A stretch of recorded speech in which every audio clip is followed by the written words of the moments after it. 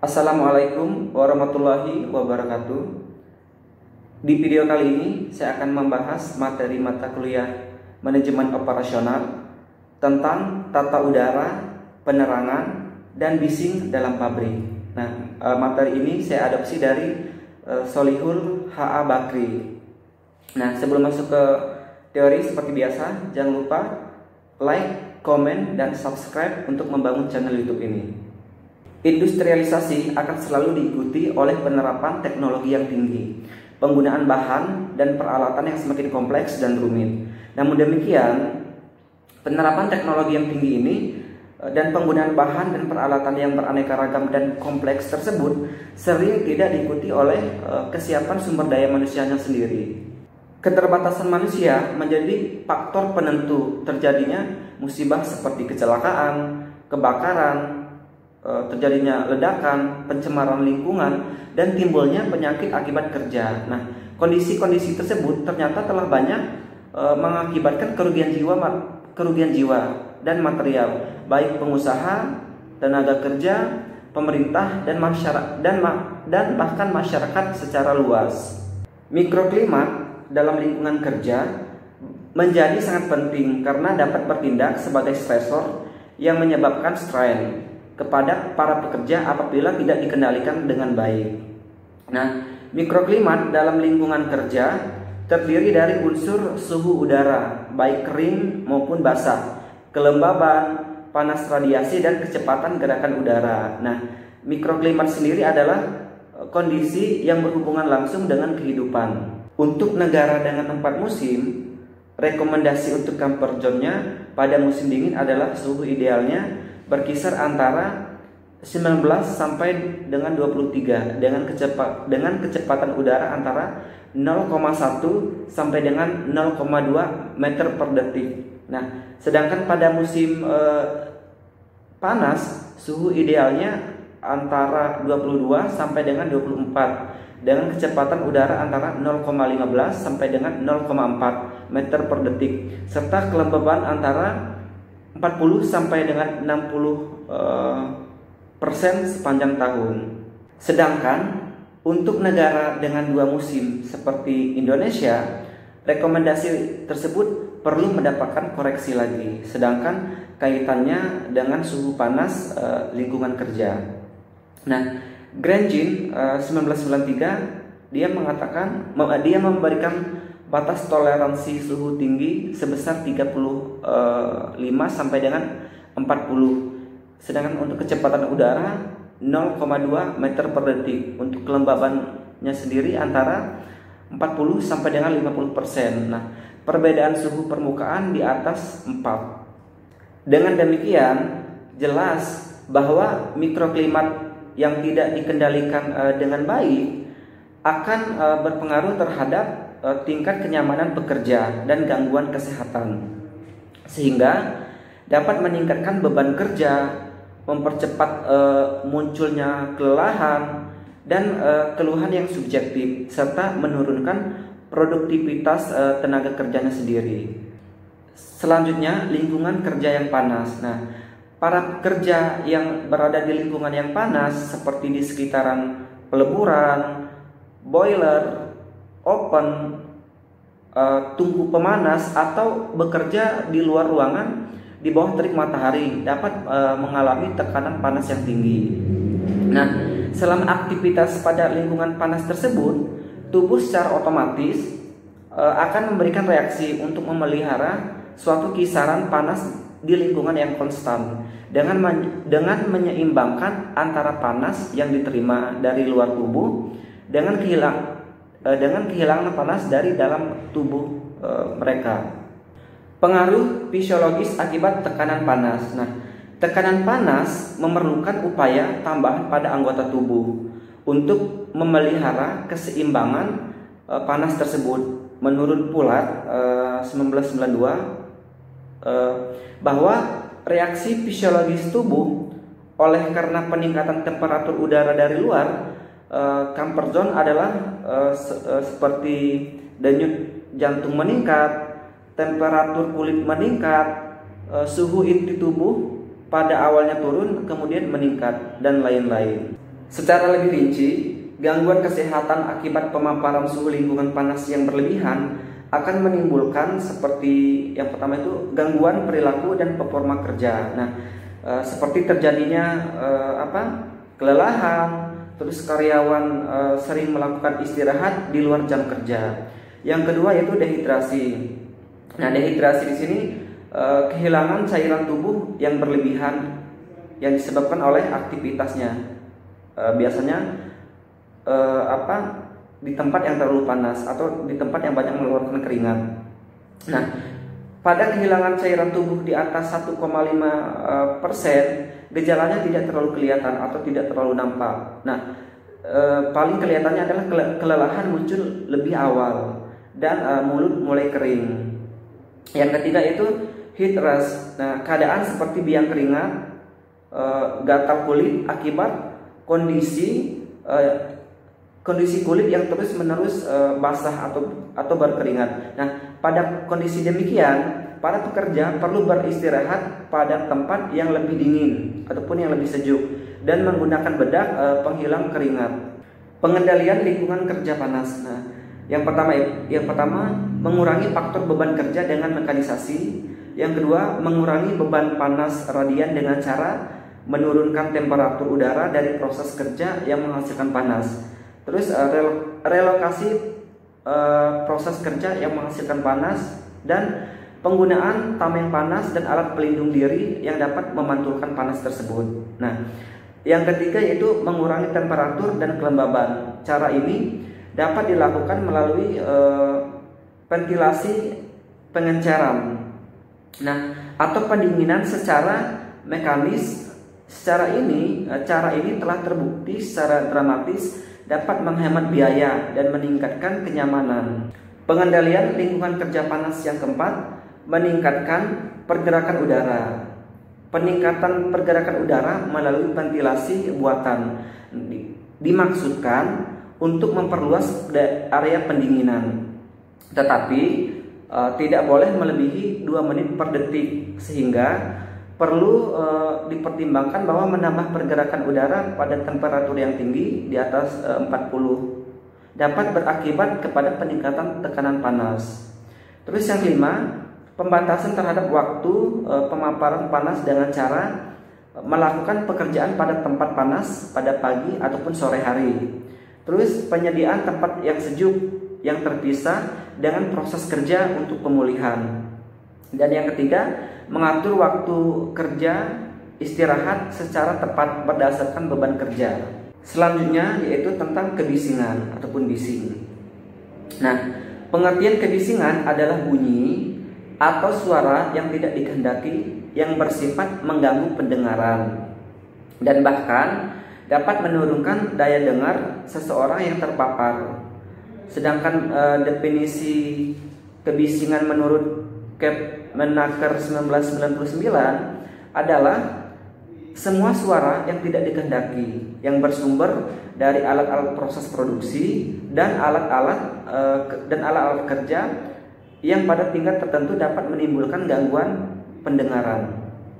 Sumber kebisingan dan cara penilaiannya.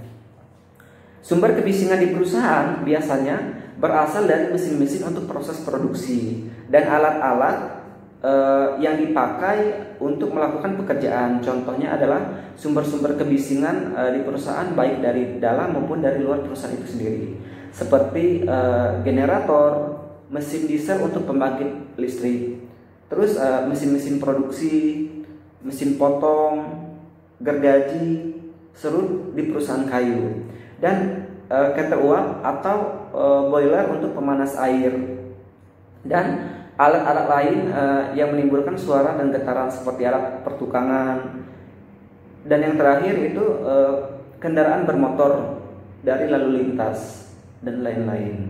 Pengaruh kebisingan intensitas yang tinggi. Yang pertama yaitu pengaruh pemaparan kebisingan intensitas tinggi adalah terjadinya kerusakan pada indera pendengaran yang dapat menyebabkan penurunan daya dengar baik yang bersifat sementara maupun bersifat permanen ataupun ketulian. Yang kedua, secara fisioterapis, kebisingan dengan intensitas tinggi dapat menyebabkan gangguan kesehatan seperti meningkatnya tekanan darah dan denyut jantung. Resiko serangan jantung meningkat dan gangguan pencernaan. Selanjutnya, pengaruh kebisingan intensitas rendah. Nah, tingkat intensitas kebisingan rendah banyak ditemukan di lingkungan kerja seperti perkantoran, ruang administrasi perusahaan, dan lain-lain. Nah, intensitas kebisingan yang masih di bawah yang masih rendah ini secara fisiologis tidak menyebabkan kerusakan pendengaran. Rencana dan langkah pengendalian kebisingan di tempat kerja. Nah, langkah manajemen risiko untuk kebisingan tersebut seperti mengidentifikasi sumber-sumber kebisingan yang ada di tempat kerja yang berpotensi menimbulkan penyakit ataupun cedera akibat bekerja. Terus menilai risiko kebisingan yang berakibat serius terhadap penyakit dan cedera akibat kerja, dan mengambil langkah-langkah yang sesuai untuk mengendalikan atau meminimalisasi risiko kebisingan. Selanjutnya, eliminasi sumber kebisingan. Yang pertama, pada teknik eliminasi ini dapat dilakukan dengan penggunaan tempat kerja atau pabrik baru sehingga biaya pengendalian dapat diminimalkan. Yang kedua, pada tahap tender. Di sini, mesin-mesin yang akan dipakai harus mensyaratkan maksimum intensitas kebisingan yang dikeluarkan dari mesin baru. Dan yang ketiga, pada tahap pembuatan pabrik dan pemasangan mesin, konstruksi bangunan harus dapat meredam kebisingan serendah mungkin. Pengendalian kebisingan secara teknik. Yang pertama, pengendalian kebisingan pada sumber suara. Nah, di sini penurunan kebisingan pada sumber suara dapat dilakukan dengan menutup mesin ataupun mengisolasi mesin sehingga terpisah dengan pekerja. Dapat dilakukan redesign landasan mesin dengan bahan anti getaran. Namun demikian, teknik ini memerlukan biaya yang sangat besar sehingga dalam prakteknya sulit untuk diimplementasikan. Yang kedua, dengan cara pengendalian kebisingan pada bagian transmisi kebisingan. Nah, apabila teknik pengendalian pada sumber suara sulit untuk dilakukan, maka teknik berikutnya adalah dengan memberi pembatas ataupun sekat antara mesin dan pekerja. Cara lain adalah dengan menambah atau melapisi dinding, plafon, dan lantai dengan bahan penyerap suara. Selanjutnya, pengendalian kebisingan secara administratif. Nah, apabila teknik pengendalian secara teknik belum memungkinkan untuk dilakukan, maka langkah selanjutnya adalah merencanakan teknik pengendalian secara administratif. Nah, teknik pengendalian ini lebih difokuskan pada manajemen pemaparan. Langkah yang dapat ditempuh adalah dengan mengatur rotasi kerja antara tempat yang bising dengan tempat yang lebih nyaman yang didasarkan pada intensitas kebisingan yang diterima. Materi selanjutnya yaitu penerangan pabrik. Nah, penerangan yang baik pada suatu pabrik akan menciptakan suatu tempat kerja yang aman dan nyaman. Penerangan di tempat kerja, yang pertama, penerangan yang baik adalah penerangan yang memungkinkan tenaga kerja dapat melihat objek-objek yang dikerjakan secara jelas, cepat, dan tanpa upaya-upaya yang tidak perlu. Yang kedua, penerangan yang cukup dan diatur secara baik juga akan membantu menciptakan lingkungan kerja yang nyaman dan menyenangkan sehingga dapat memelihara kegairahan dalam bekerja. Penerangan di tempat kerja yang ketiga yaitu menurut Sanders dan McCormick 87, beliau menyimpulkan dari hasil penelitian pada 15 perusahaan di mana seluruh perusahaan yang diteliti menunjukkan kenaikan hasil kerja antara 4 sampai dengan 35%. Yang keempat yaitu menurut Armstrong 92 mengatakan bahwa intensitas penerangan yang kurang dapat menyebabkan gangguan visibilitas dan penglihatan. Keuntungan dengan adanya penerangan yang baik, yang pertama meningkatkan produktivitas dan menekan biaya. Yang kedua, meningkatkan ketepatan sehingga akan meningkatkan kualitas produk. Yang ketiga, mempermudah perawatan gedung. Dan yang keempat, mengurangi angka kecelakaan karyawan. Yang kelima, yaitu mempermudah pengawasan. Terus memperbaiki moral pekerja, memudahkan bagi para pekerja yang sudah tua, pemanfaatan space lebih optimal. Selain itu juga mengurangi turnover karyawan dan mengurangi kerusakan produk. Selain itu juga ikut menjaga kesehatan mata karyawan. Pengaruh penerangan di tempat kerja. Menurut Grandjean 93, penerangan yang tidak didesain dengan baik akan menimbulkan gangguan atau kelelahan penglihatan selama kerja. Pengaruh dari penerangan yang kurang memenuhi syarat akan mengakibatkan seperti kelelahan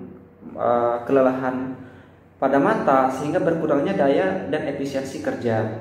Terus kelelahan mental, keluhan pegal di daerah mata dan sakit kepala di sekitaran mata, dan kerusakan indera mata dan lain-lain. Selanjutnya, pengaruh kelelahan pada mata tersebut akan bermuara kepada penurunan performa kerja seperti penurunan produktivitas kerja, penurunan kualitas kerja rendah, banyak terjadinya kesalahan, dan kecelakaan kerja meningkat. Hubungan produktivitas dan penerangan. Yang pertama, penerangan yang cukup pada proses produksi akan meningkat produktivitasnya sebesar 25%. Yang kedua, pertambahan output 9% dan mengurangi proses koreksi sebesar 33% pada pabrik tekstil. Yang ketiga, pada pabrik peralatan mesin, produktivitasnya meningkat sekitar 15%. Hubungan produktivitas dan biaya penerangan, yaitu range biaya penerangan berkisar 2-5% dari total gaji ataupun payroll, akan berakibat peningkatan produksi sebesar 5-25%. Nah, ini untuk industri di beberapa negara maju ya, seperti Amerika, Inggris, dan beberapa negara Eropa lainnya. Ciri penerangan yang baik seperti sinar cahaya ataupun tingkat luminasi yang cukup, sinar yang tidak menyilaukan, tidak terdapat kontras yang tajam, cahaya pada objek cukup terang, distribusi cahaya yang merata, dan warna yang sesuai. Sumber-sumber penerangan ada 3, yaitu ada lampu pijar, lampu merkuri, dan lampu neon. Perawatan lampu penerangan seperti lampu, reflektor, armatur, dan box armatur perlu dipelihara dan dibersihkan secara rutin. Terus debu dan kotoran akan mengurangi tingkat penerangan ataupun luminasi, dan penghematan yang diperoleh dari pembersihan secara teratur akan menekan biaya-biaya produksi yang akan ada. Analisis ekonomi jenis penerangan. Yang pertama, untuk menentukan jenis dan sistem penerangan yang baik untuk suatu pekerjaan ataupun kegiatan tertentu, dapat dilakukan analisis ekonomi dengan membandingkan. Yang kedua, perbandingan itu dengan meliputi biaya instalasi dan biaya operasional atau kurun waktu. Desain tempat kerja untuk menghindari masalah penerangan ataupun problem penerangan. Yang pertama, kebutuhan intensitas penerangan bagi pekerja harus selalu dipertimbangkan pada waktu mendesain bangunan, pemasangan mesin-mesin, alat dan sarana kerja. Yang kedua, desain instalasi penerangan harus mampu mengontrol cahaya kesilauan, pemantulan, dan bayang-bayang serta untuk tujuan kesehatan dan keselamatan kerja. Identifikasi dan penilaian masalah penerangan di tempat kerja meliputi yang pertama, konsultasi atau wawancara dengan para pekerja dan supervisor di tempat kerja. Yang kedua, mempelajari laporan kecelakaan kerja dan bahan investigasi. Yang ketiga, mengukur intensitas penerangan, kesilauan, pemantulan, dan bayang-bayang yang ada di tempat kerja. Dan yang keempat, mempertimbangkan faktor lain seperti sikap kerja, lama kerja, warna, umur pekerja, dan lain-lain. Modifikasi sistem penerangan yang sudah ada seperti menaikkan ataupun menurunkan letak lampu didasarkan pada objek kerja, merubah posisi lampu, menambah ataupun mengurangi jumlah lampu, mengganti jenis lampu yang lebih sesuai, seperti mengganti lampu bola menjadi lampu neon, terus mengganti tudung lampu dan mengganti warna lampu yang digunakan, dan lain-lain. Selanjutnya, modifikasi pekerjaan seperti membawa pekerjaan lebih dekat ke mata sehingga objek dapat dilihat dengan jelas. Terus merubah posisi kerja untuk menghindari bayang-bayang, pantulan, sumber kesilauan dan kerusakan penglihatan. Dan modifikasi objek kerja sehingga dapat dilihat dengan jelas, seperti contoh memperbesar ukuran huruf dan angka pada tombol-tombol peralatan untuk mesin. Selanjutnya, pedoman untuk desain sistem penerangan yang tepat di tempat kerja. Ini menurut Sanders dan MC Cormick 1987 dan Grant Jeans 1993. Yang pertama, menghindari penempatan arah cahaya langsung dalam lapangan penglihatan tenaga kerja. Yang kedua, menghindari penggunaan cat yang mengkilat pada mesin ataupun meja dan tempat kerja. Yang ketiga, menggunakan cahaya difusi atau cahaya merata untuk menyediakan atmosfer pekerjaan terbaik. Yang keempat, yaitu menggunakan lebih banyak lampu dengan daya kecil daripada menggunakan lampu sedikit dengan daya yang besar. Yang kelima, menghindari sumber cahaya yang berkedip. Selanjutnya, penggunaan warna di tempat kerja. Nah, warna yang kita lihat atau muncul karena struktur molekul permukaan objek yang memantulkan hanya pada bagian cahaya yang jatuh padanya. Sebagai contoh, mesin dicat warna hijau akan menyerap seluruh warna cahaya kecuali warna hijau. Nah, penggunaan dan pemilihan warna di tempat kerja biasanya dimaksudkan untuk alasan keselamatan karena warna mudah ditangkap oleh indera penglihatan. Beberapa warna yang biasa digunakan sebagai kode keselamatan kerja seperti warna merah. Nah, untuk tanda merah sendiri yaitu untuk tanda bahaya seperti halte, tempat terlarang, dan lain-lain. Nah, merah juga sebagai tanda peringatan untuk kebakaran, alat pemadam api, dan alat-alat lainnya. Selain itu juga ada warna kuning. Nah, biasanya kontras dengan hitam, seperti bahaya tubrukan, lockout, bahaya terpleset. Selain itu juga kuning dan hitam banyak digunakan sebagai peringatan di transportasi. Standar penerangan di tempat kerja. Yang pertama, penerangan untuk halaman dan jalan-jalan di lingkungan perusahaan harus mempunyai intensitas penerangan paling sedikit 20 lux. Yang kedua, penerangan untuk pekerjaan-pekerjaan yang hanya membedakan barang kasar dan besar paling sedikit mempunyai intensitas penerangan 50 lux. Dan yang ketiga, penerangan yang cukup untuk pekerjaan yang membeda-bedakan barang-barang kecil secara sepintas, lalu paling sedikit mempunyai intensitas cahaya ataupun penerangan sekitar 100 lux. Dan yang keempat, penerangan untuk pekerjaan yang membeda-bedakan barang kecil agak teliti, paling sedikit mempunyai intensitas cahaya ataupun penerangan sekitar 200 lux. Yang kelima, penerangan untuk pekerjaan yang membedakan dengan teliti dari barang-barang yang kecil dan halus, paling sedikit harus mempunyai intensitas cahaya sekitar 300 lux. Yang keenam, penerangan yang cukup untuk pekerjaan membeda-bedakan barang halus dengan kontras yang sedang dalam waktu yang cukup lama, harus mempunyai intensitas cahaya paling sedikit sekitar 500 sampai dengan 1000 lux.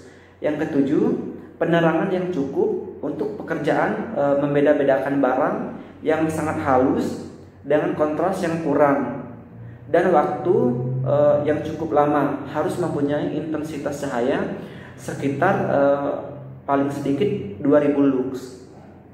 Cukup sekian untuk materi mata kuliah manajemen operasional tentang tata udara, penerangan, dan bising dalam pabrik.